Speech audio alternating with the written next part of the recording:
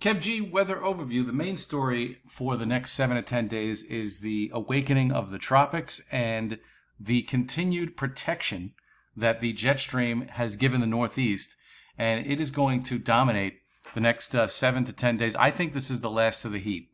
I think this is one more hot day, widespread across the tri-state area, but when we look back on it, when we look back on August 21st of this summer, we may very well look back on it as the day that we really didn't get into high 80s, low 90s for the better part of the rest of the waning summer season.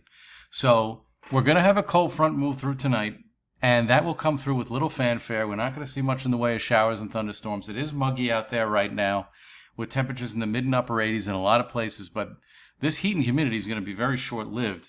As we have this cold front move through, this is courtesy of Tropical Tidbits, and it does show some showers and thunderstorms to the east of the tri-state area, maybe overnight into Tuesday morning, but it's certainly not a widespread situation. I think most areas will remain dry. But then you can see quite dramatically on the model, this big high pressure moves in, and it dominates our weather for the better part of the week. Meanwhile, in the rest of the lower 48 states, they're dealing with excessive amounts of heat and humidity across much of the lower 48 states. And that'll continue, and that will dominate their weather, but not so much in the northeast part of the United States. Here we are out to Thursday night into Friday, and we have a disturbance moving through on the GFS, and it'll probably give us showers and thunderstorms late at night into early Friday. In fact, this may be slow to clear, but I think all in all, it'll get out of here in time to give us a pretty nice weekend as high pressure reasserts itself. Now, on the right-hand side of your screen, by the time we get out to about Sunday afternoon, we see high pressure moving in, and at the same time, the GFS wants to bring what it thinks is a hurricane, and it would be Hurricane Franklin, northward. But this high pressure is still in control. So 7 days out from now, I think the situation is going to be such that the hurricane is well offshore, and we may see a lot of onshore flow and rough surf as the hurricane gets closer. But I think these impacts are going to be very, very limited. Right now, I don't see the upper pattern that would deliver any type of tropical system to the northeast part of the United States, and I'll show you why in just a second. When we look at the European and the upper air map, this is what it has for this Tuesday, tomorrow.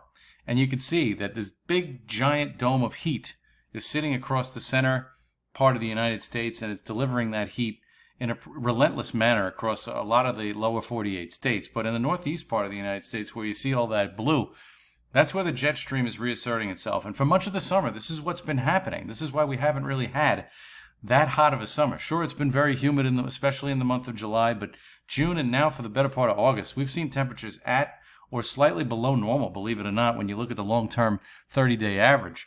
And here we are out to the weekend, and high pressure is in control, and the European has an idea of where Franklin is on the weather map, but this is the jet stream, and this is just not a situation where the hurricane can get picked up by the jet stream. It needs to be further back into the Ohio Valley. I mean, it's something that, you should keep in the back of your mind, but I don't really see that as a potential threat across the area at this point. But again, a lot of time to watch it. Look at the temperatures for tomorrow, mid and upper 70s, and I think this is going to be the theme for the balance of the week, as temperatures are basically at around 80 degrees. Same thing on Thursday, with arriving clouds late, and then we'll get into some rain late Thursday night and a Friday, and then that'll get out of here.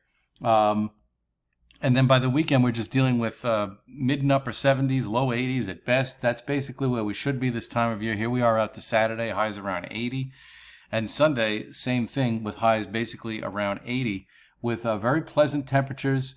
And even, for this time of year, we might even get a little bit of a cold front around next Sunday, with low and middle 70s. Might have a little bit of a fall feel around here for a day or so before temperatures come back up a little bit. But you get the general idea.